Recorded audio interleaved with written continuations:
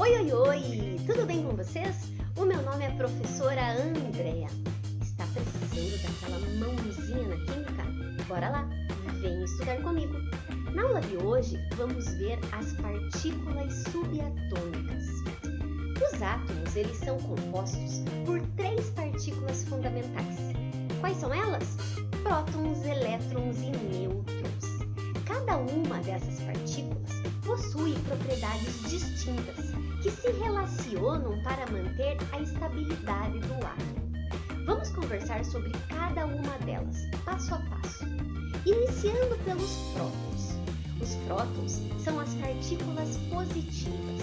Elas foram descobertas por Eugene Goldstein, enquanto mesmo fazia experiências usando um tubo de raios catódicos, assim como Thomson. No entanto, depois de 1886, Ernest Rutherford a registrou com o nome próton.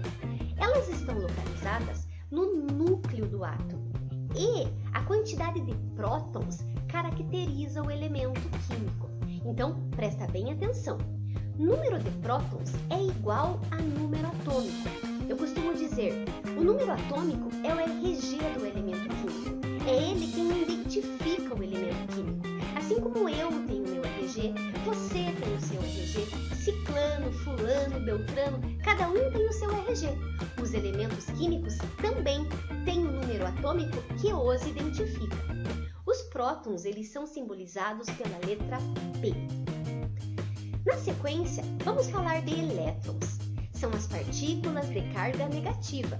Foram descobertas, como eu contei para vocês nos vídeos anteriores, pelo cientista Thomson, que trabalhou com experiências em tubos de raios catódicos. Essas partículas, elas estão localizadas ao redor do núcleo, lá na eletrosfera, nas camadas eletrônicas que ficam circundando o átomo. Apresentam uma massa muito pequenininha, mas muito. Quantas vezes? 1836 vezes menor do que a massa do próton e do nêutron. A simbologia deles é E ou E com um tracinho pequenininho na parte superior. Já os nêutrons, eles se localizam no núcleo do átomo, juntamente com os prótons. Foram descobertos pelo cientista James Chadwick. Importante, os nêutrons não possuem carga elétrica e são representados pela letrinha N. Agora, veja bem, como qualquer outra área de conhecimento, a química, ela possui linguagens e formalidades que são particulares dessa ciência. Por quê? A fim de quê? A fim de facilitar o registro das informações. Eu aqui, em Ponta Grossa, no Paraná, você que está me ouvindo em Brasília, Pará, São Paulo, Rio de Janeiro, na Europa, nos Estados Unidos, terá que saber a mesma informação. Então, quando temos um elemento químico, por exemplo, representado aqui no slide pela letra X, na parte superior desse elemento químico, tanto faz lado direito ou lado esquerdo, estamos representando então com a letra A o número de massa. Esse número de massa, ele corresponde ao número atômico mais o número de nêutrons, formando aí uma equaçãozinha, a qual chamamos aí com o nome de azona, como macetinho. Na parte inferior, lado direito ou lado esquerdo, se encontra a representação do número atômico. Lembrando, número atômico é a mesma coisa que número de prótons. Então, olha só. Você já sabia que os átomos eles podem apresentar algumas semelhanças, mas ainda assim continuar diferentes? Como? Então é o que vamos ver aqui, as semelhanças atômicas. Olha só. As semelhanças atômicas englobam os isótopos. Isótopos são elementos que apresentam o mesmo número atômico, ou seja, número de prótons. Os isóbaros são elementos que agora vão apresentar o mesmo número de massa. Os isótonos, que são aqueles que apresentam o mesmo número de nêutrons, e, por fim, os isoeletrônicos, que agora apresentam o mesmo número de elétrons. Veja que eu coloquei nesse slide um macetinho, destacando uma letra de cada um desses exemplos. Isótopos, destaquei a letra P, para você lembrar que P de próton. Isóbaros, letra A, para você lembrar que letra A é o número de massa.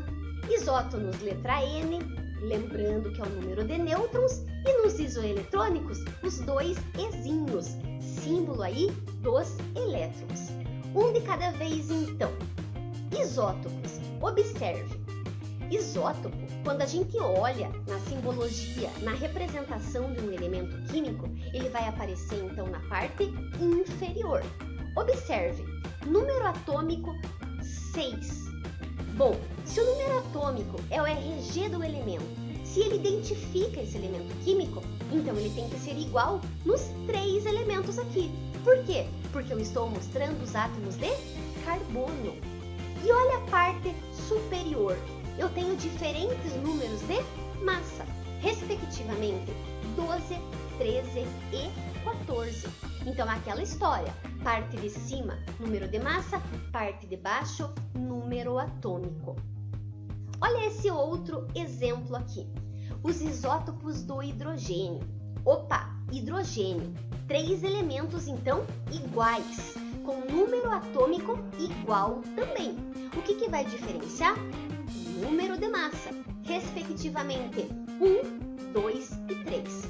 Os isótopos do hidrogênio são chamados de prótio, quando o número de massa for 1, deutério, quando o número de massa for 2 e trítio, quando o número de massa for 3, ok? Na sequência, vamos para os isóbaros. O que a gente pode perceber nesse slide? A parte superior é igual, número de massa é igual, então por isso essa classificação. Agora perceba mais uma coisinha. Não são 2 elementos químicos diferentes? Argônio e cálcio. Se são 2 elementos químicos diferentes, cada um tem o seu RG. Argônio no caso 18 e cálcio no caso 20. Para frente, os isótonos. Opa! Eu sei que eu tenho posição de cima para número de massa e embaixo para número atômico. Como que eu vou perceber aí o número de nêutrons? Não tem lugar para ele. Agora a gente vai usar aquela formulazinha que eu falei do azona, aquele macetinho. Bom, esse macetinho é uma equaçãozinha. Basta eu substituir os valores que eu tenho representados aí na minha simbologia. Nessa equação matemática, isolando o número de nêutrons, perceba que eu tenho uma subtração do número de massa pelo número atômico.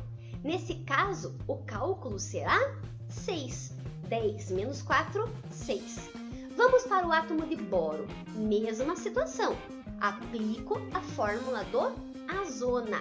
Isolo o número de nêutrons e tenho como resultado 11 menos 5, fornecendo também número de nêutrons igual a 6.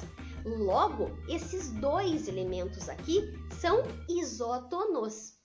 Ah, mas eu vou ter que sempre fazer aí esse cálculozinho aplicando essa fórmula de macete azona? Não precisa. Se você guardar que o número de nêutrons é obtido através da subtração do número de massa pelo número atômico, tá valendo. Facilitou a sua vida? Beleza. Na sequência, os isoeletrônicos. O que a gente percebe aqui agora nesse exemplo? Eu tenho cargas. Quando um elemento apresenta carga, então eu tenho íons. Se você perdeu essa aula de íons, corre para lá, expliquei tudinho. No átomo de sódio, eu tenho carga mais 1, então eu sei que isso é um íon positivo, no caso, cátion. Para o flúor, a mesma coisa, carguinha menos 1.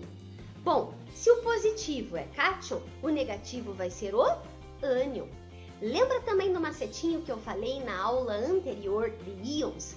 Que cortei o Tzinho de cátion, fiquei com a carga positiva.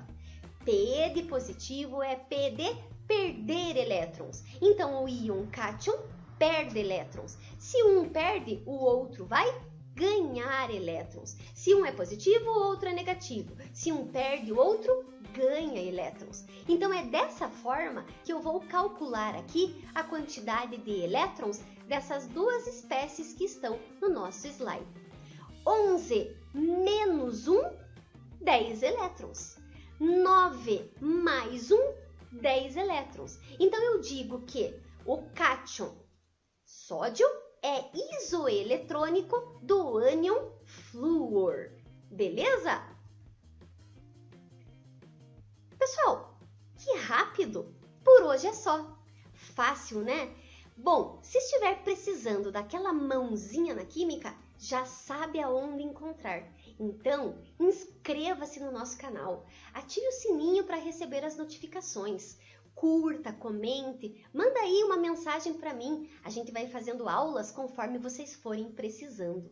Um super ultra mega power beijo no coração. Até mais!